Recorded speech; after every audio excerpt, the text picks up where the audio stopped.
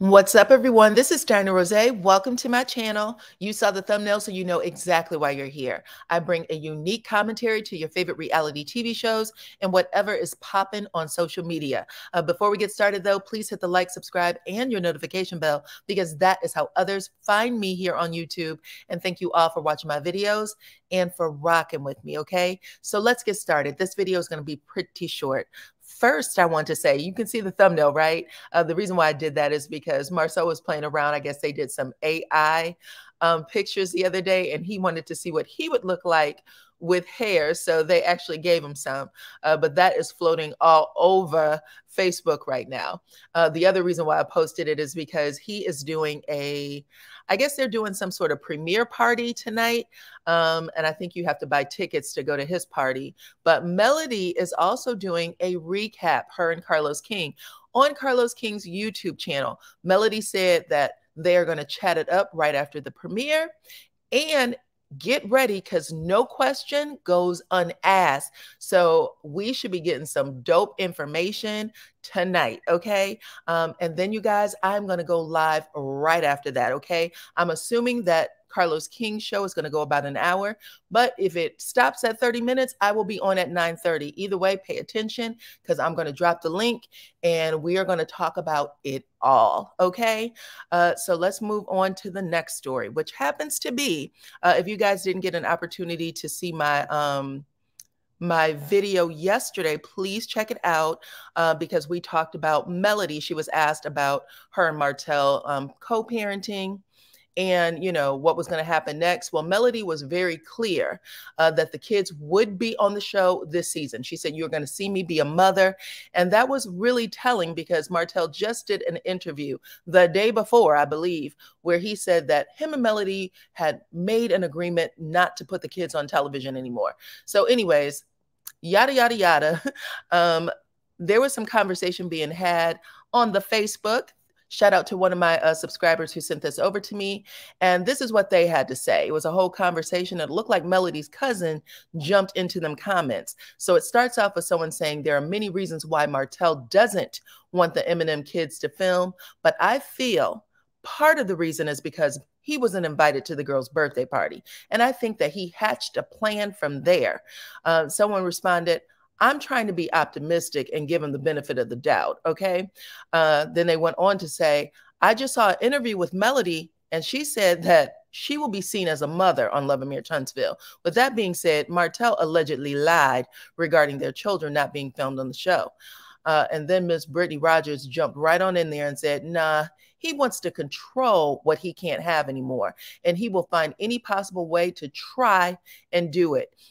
When he posts the kids or films with them, it's a benefit to make him seem like he's the father of the year. But when Mel does it, it's an issue, okay? It's cool when he do it. It's a problem when I do it." Y'all know the rest of that song. She said, "How, Sway?" And then someone responded, "Exactly," okay? And then someone said, "This is the same clown that posted a picture of his youngest daughter and her getting sick." Y'all remember she got sick on the floor and she was standing beside it. He posted it like he was the father. And then he got clowned and took it down, okay? They responded that was some immature-ish. But you guys, let me know what y'all think about all of that in the comments, okay? And now let's get to put a ring on it. This is going to be a real quick summary too. Let's start with this new couple. Y'all know that Dunbar and Chance left the show.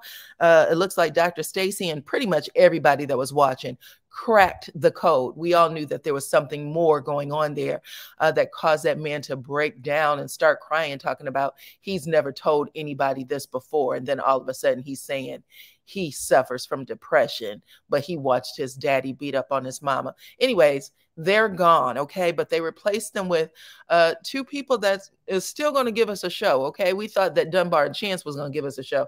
We're going to get a show with these two as well. This is Jasmine and Zay. Jasmine and Zay have been dating for 3 years. They met on IG. Apparently, Zay slid right into them DMs, and I guess they talked there for a little while, and then she became so comfortable that their first date, the first time they ever met was in Mexico. He flew her out to Mexico and with his friends, and they had a great time. Now, this is where fairy tale books and stuff get, they mess little girls up, because we read these books and we think that when you have this magical experience, or whatever we want to call magical or mystical experience, that this means it's supposed to be. But on the night that she's there, she's like, I'm having a good time with this man. You know that she did everything with him, right? A total and complete stranger walks up to her and says, hey girl, is that your man at the bar? And she said, yeah. Okay. She's claiming him. And then she tells her, well, he just asked me for my IG, and I thought you should know. Now, mind you, that's how they met, on IG. So on top of all of that, okay, he's already putting doubt in her mind. But when she came home, she's swept up in whatever this is that she thinks this man is, or you know, whatever he was saying to her. But when she gets home, this man also has a really heavy nightlife, okay? He owns something called the Penthouse Lounge. So he's always there around girls and stuff like that. He owns a restaurant, which also sounds like a lounge. And he owns a car wash that is a strip club as well. So she said that she is constantly battling him to set boundaries with random women and even his friends. Okay. And we're going to get a little deeper into that in just a minute. But Zay does admit that he has a problem with setting boundaries. He also says that he has an alter ego named Logan. And he said the only reason why that woman that he asked for her IG in Mexico, only reason why he asked that woman for her IG is because he had 32 shots. Now, that sounds like a hospital visit to me, but okay. I don't know why anybody would believe that. I don't know why he would even say that, but he said he had 32 shots and then his alter ego came out. That sounds to me like you need to go to a meeting, sir. What else happened here? Anyways, that is their story. So I'm going to jump into the other two people from last week, what happened on their dates last week, because y'all remember they went out with their ex. So Ricky went out with his ex, and if you saw Ricky's ex, she looked very much like the woman he went on a date with, named Sheila. They had a lot more in common with each other, his ex and Sheila, than Sheila and Catherine, or even his ex and Catherine has. Now, I wanted to say that because y'all remember I asked y'all if it was important to know your partner's type, and the majority of you said yes. Catherine said that she didn't believe Sheila was this man's type, but he ends up admitting it toward the end when he goes on this other date again with Sheila. Let me put it there. So he goes out with his ex, I forgot her name, but his ex-wife, who he was not over. He did not want a divorce. I think they called each other their best friend. Like we have a really good co-parenting relationship. And I think they also said that they were best friends at some point. That's how I understood it. They were very giddy and very relaxed with each other, more than Ricky and Catherine appears to be with each other. So let's say that too. But anyways, he said that he understood why Catherine had insecurities about him and his ex's relationship, and that he was going to work on setting better boundaries. But at the end of the day, him and his ex co-parenting is his top priority. That's what he said. Catherine went out on a date with her ex. It was a fiance. And she said that going out with him made her realize that she might be taking some things from that relationship, her insecurities from that relationship, because his baby mama was trying to get back with him and bringing it into her relationship with Ricky. But I'm telling her right now to keep both of her eyes open with Ricky, because he got something else going on. He's not being completely honest, in my opinion. Y'all can let me know what y'all think in the comments. Now, Ricky did go out on a second date with Sheila. Now, from what it sounded like, he had told Catherine when they were at home that he was not going to choose a second date with her. But when he was asked by Dr. Stacy if he wanted to go, he said yes. Okay. He said yes. It did shock Catherine. And she said, I have no idea what to think, because he has a habit of doing things to people please. And so she was like, but I don't know what to think. I can tell you that if he has a habit of people pleasing, but he's choosing not to please you, that's a problem. He ends up going on this second date with Sheila. And he says right up front in his confessional that he is very attracted to her, that he finds her funny, and that he really enjoyed himself with her. He also, if y'all remember the last date, she tried to feed him and he declined. He was very much like, no, no, thank you. But she did it again this time. He again turns her down, but she's like, come on. And then he eats off of her fork. And he knows it's a problem. He's like, listen, I know this is a problem. I know Catherine's going to be upset, but I just want to really enjoy the date. He wants to enjoy the date because he likes the woman. Okay. But anyways, that is basically the short and the skinny of Ricky. He really likes this other woman, Sheila. It's obvious. Oops, my computer keeps stinging. It's obvious. They ended up talking about it with Dr. Stacy at the end, or excuse me, I shouldn't even say that. That's what we're going to see on the next show. But when he talks to Dr. Stacy about it, it really pisses Catherine off, and you can tell. And she's like, listen, I'm done with it. I am definitely, oh, my bad, I'm jumping ahead again. At the end of the show, Ricky goes home, tells Catherine everything that went down on the date, tells her that he let her feed him, and she is very annoyed by it. She's pissed. And she basically says in her confessional that when she goes on her next date, she's going to take off the glove. She's not playing nice anymore. And at this point, when both of them are willing to go on other dates and just be free with it, it does, for me, means that their relationship is over. And that's what I got from it from the beginning. I think that Ricky has just gotten comfortable with Catherine, but that Catherine is not what he wants. And I think that's unfortunate. I hope Catherine moves out of that house of 100 people anyway. She shouldn't be over there. But anyways, let's get to the next couple, which is Jaysha and Joya. This is crazy too, because Jaysha really was enjoying his date. So when him and Joya talked to Dr. Stacy, before they go on their dates, they're basically, y'all remember, their exes didn't want to date them at all. So they were like, your exes didn't want to participate with you guys. So Dr. Stacy went and talked to them and, tried to figure out each other's fears. Jaysha's fear is that if he has a baby with Joya, Joya will end up leaving him, okay? And that she'll take the baby and he wouldn't have, be able to participate in the baby's life full time. And that's what happens with another child that he has, and that's why he doesn't want to do it. Joya is, her biological clock is ticking. She wants to have that baby. And if she doesn't within that time frame, then, she's done with Jaysha. That's what she's saying. But both of these two are, in my opinion, trying to make the other jealous, trying to make the other, understand that if they walk away, somebody else will be willing to take them. Even though I do believe they're in love with each other, I also think that Jaysha might be just a little bit of a hoe and he is looking for a moment. And that was clear in the date that he went on. He went on another date, a brand new date, not the one he went out with before. This time, you can tell that he was smitten with this woman, okay?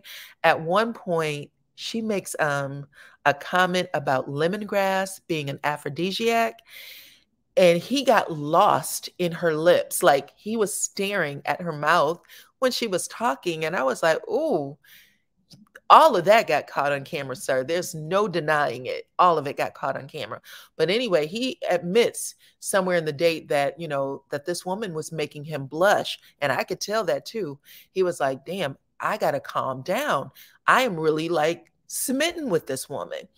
He was drinking wine. They made candles. She gave him a candle and made him a candle and called it Experience because she wanted him to get the full experience of her. Anyways, he decided to bring that doggone candle home, gave it to Joya as a gift, told her everything that went down, and she clearly didn't like it. She didn't like it from the beginning. She was like, listen, my biggest fear is that this man is going to like what he sees when he goes out, and that will be the end of us. Well, y'all got to stop giving each other stupid ultimatums if your relationship is this fragile. But y'all can let me know what y'all think about that in the comments, okay? Now let's get to the new couple, because Jasmine did end up going on a date. She had her first date with a man who was, I think he was a trainer, a gym trainer. He had on a little tight shirt, so his muscles were popping and everything.